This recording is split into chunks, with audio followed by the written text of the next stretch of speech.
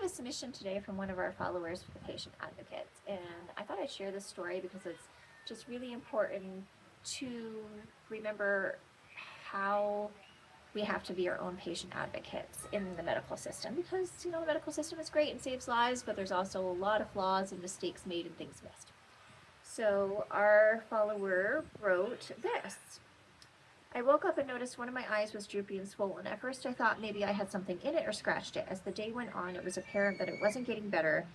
Instead of waiting for an appointment with my family doctor, I decided to go to urgent care. The doctor I saw looked at the symptoms I wrote, didn't look at my eye, and said I most likely scratched it and sent me away with ointment. After 3 days of taking the ointment, my eye became worse and I started to feel sick. I went back to urgent care, saw another doctor who looked at my eye very briefly and gave me eye drops to take with the ointment. No change. After another 3 days passed, my eye was worse and I was definitely sick.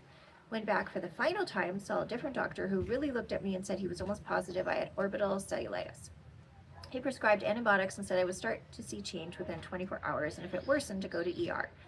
I ended up in the ER almost 10 days after I started to get the infection. Not only did I have orbital cellulitis, but I narrowly avoided being admitted to keep the infection out of my brain.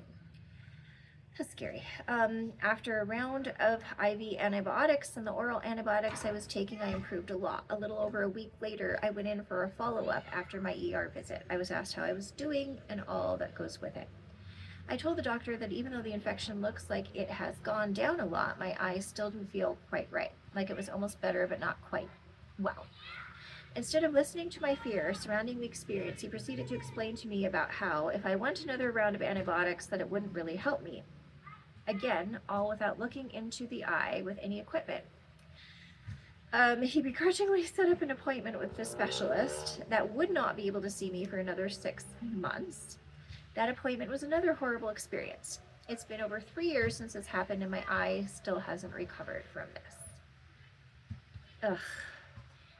So I also asked this follower what would have made the difference for her in this experience, and she said, I wish I wasn't made to feel like a burden on the medical establishment, but I've learned that you must advocate for your health. Be annoying, ask tons of questions, don't let them intimidate you into hurrying up the appointment that you are paying for, because my life was in jeopardy and on a timeline I wasn't aware of. If I would have been put off again, I could have died.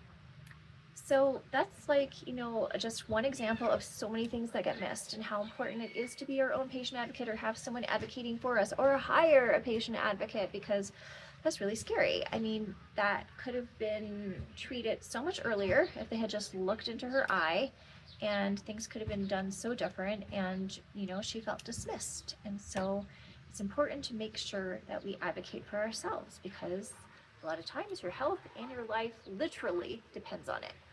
Bye.